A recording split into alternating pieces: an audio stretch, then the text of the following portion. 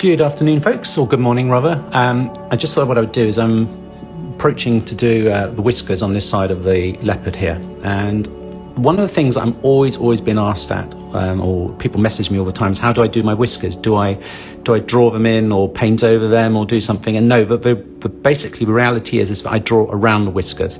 So that's why, I'm just leaving the paper white. And this cat, the whiskers are white, as most whiskers usually are. And the idea is I'm going to be drawing the dark around the white whiskers, creating the illusion of whiskers like are on this side here. So the first thing I do is just get my very fine, one of these technical pencils, and I just put in a very rough idea of where the whisker's going to go. So you can just see, as I'm just coming down here, I'm just marking or mapping out the basic area. Slightly wobbly hands today. So you can just see, or I can see rather, where I'm going to need to leave the white area on this particular part here that's going to be black. So now I've done that, we go in for the kill. Not literally. Very important, sharp pencils. If you're going to do this, make sure you've got sharp pencils. So you can see a huge bucket load of pencil here. It's a shame really, you seem to waste so much pencil. Most of it goes into the pot here, but if you don't have a really sharp, I don't know what you call it, a tip or a nib or a tip probably of the pencil, you're going to struggle to get that nice sharp line and create the illusion of that white whisker. So here we go. This is the exciting bit. I'm just going to go in here and start putting in the first whisker. So I'm not actually, as I said, putting the whisker in, I'm just drawing around the whisker. And that's going to, with this dark piece of fur behind here, the black of this leopard is going to make that little bit of whisker pop out of the page. And you don't want to muck it up. If you go into this area, these are wax pencils, they're polychromo pencils, they're wax based. You will not be able to erase them out with an eraser. So that's why I go in with my pencil first, just to make absolutely certain that I'm not going to be going in the wrong area here, because once you have, as I said, put in that black, it's marked the paper, it's burnished the white paper underneath, you're not going to be able to get rid of it. So it's very important. That's why I like to have a really sharp pencil. At this stage, I don't want to be making any mistakes, wobbly hands or no wobbly hands. It's just like, there's one chance of getting this right. So sometimes I'll make the whisker a little bit fatter than it should be, just to get the, get the shape in, and then as I'm a bit more confident, I'll go in and tighten it up and make it a little bit smaller to the size it needs to be. So I hope you guys can see that appearing now. It's very simple. I don't know, there's all sorts of other tips that other artists might use for doing whiskers. I don't really know how you can on the size of whisker I'm doing here. I know sometimes you can indent the paper, you use some kind of tool that can indent it and you draw over it and stuff, but Mark, I'll speak to you later. Yeah, I'm just going to have to, what was I saying? Oh, typical. Yeah, just very important to not damage the whiteness of the paper underneath, because that is your whisker. That's the only strength of white you're going to get in there. No form of white pencil will bring out this lovely white, which I'm trying to create under this or over this whisker effect, because it's just everything with art, guys, is an illusion. It doesn't exist, it's not real, so we have to make the illusion as best as we can. And there you go, you can see that going in now, and we're slowly but surely getting to get some shape of some whiskers.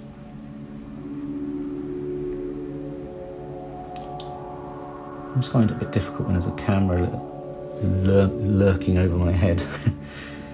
Where's the other one? Yeah, I don't want to lose it. So there's another one here.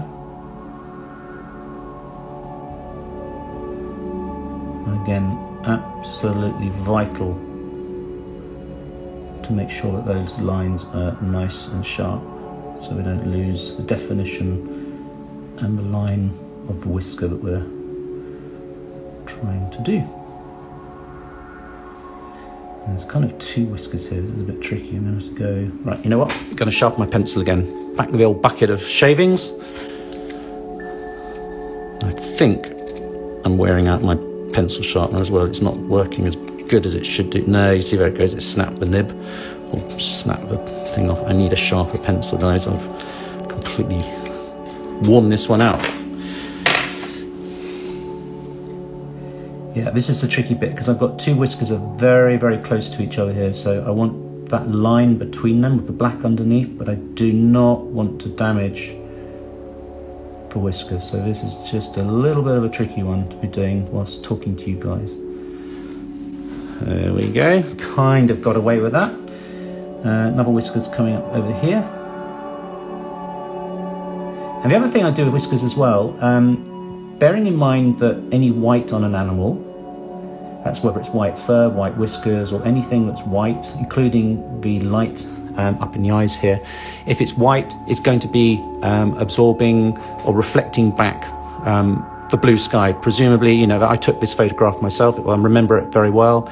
This leopard, it was a nice sunny day, and the most important thing is that, you know, by having a sunny picture, you're going to get those lights and darks and shadows, and it's going to look nice and fresh and crispy. So when you get that, always remember in the white to put blue. It's the most underused colour in white fur that people forget to do. So that includes the whiskers as well. What I'll do is, where is my blue? There it is. Certainly, like on this part here where the whiskers start coming out of the fur, I'll just brush in or just shade in a little bit of blue, rather than just having a whisker coming straight out.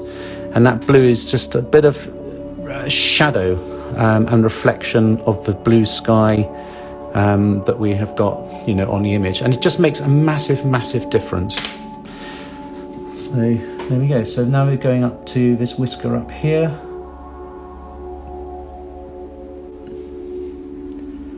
So I hope this is helping anybody who's certainly anybody who's written to me and asked, you know, in the past how I do my whiskers. That's it. This is the process. It's tricky. It's fiddly. You don't get a second chance if you make a mistake. It is very final. If you make a mistake, you're in trouble. As I said, you're not going to be able to wipe out with any form of rubber these waxy pencils. The pigmentation in these is fantastic, which is why I use the polychromos. They're a fantastic art pencil, very high quality, and longevity as well of the light fastness of the pencil is fantastic as well. So polychromos, they're all on here. I do occasionally use another brand. I can't even find where it is. I've got 2 or 3 here. They're much more buttery. It's Luminance, these guys here. They're quite a buttery pencil, and they're quite nice for just putting in some softer tones around here. So I use some of those as well. But polychromos have always been my choice for, there we go, by Faber-Castell, my favourite choice of pencil.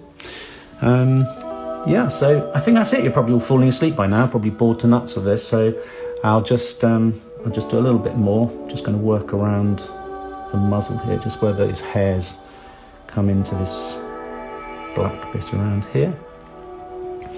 And when you're doing fur, guys, or anything to do with cats or fur or anything, always go in the direction that the fur is going. And when I try and go in the direction that it's growing, but sometimes I flick back the other way as well, so it doesn't always work. And of course, you know, there's some, I'm looking at my reference here, there's some browns coming in here as well, so kind of the black is bleeding out into more of a brown, and just keeping those little bits of highlight, keeping the pencil brushing over in the direction of the fur that it goes. There we go. I think that's probably as much as I'll do, because the trouble is I need to lean over this now, which means my head would go here and block out and you just see the back of my head, which is not attractive to anybody. So yeah, I'm probably going to have to quit here because I want to change the angle around. But I thought I'd just do that. There you go. You can start to see the whiskers appearing on this area. It's just like I did on this side here. I mean, I've obviously got to put the browns and all the different shades of blues and purples and tons of different colours that go into drawing an animal. It's all reflecting. You've got to remember the fur is always reflecting the colours around it. Maybe there's going to be some green in here because the leopard is within a grassy area or under a tree, and some of the green is reflecting into the coat. This one wasn't. I remember when I took this, which is literally just outside in the blue sky, and which white. There's a lot of blues going on. You probably can't see it through the camera here, but there's purples and there's blues and all sorts of fantastic colours, and that's what creates that realistic look. Guys, thank you very much for watching. I'll save this now, so if you haven't been watching this live, you should be able to see this a bit later on. So hope you've enjoyed that. Cheers for now. Bye bye.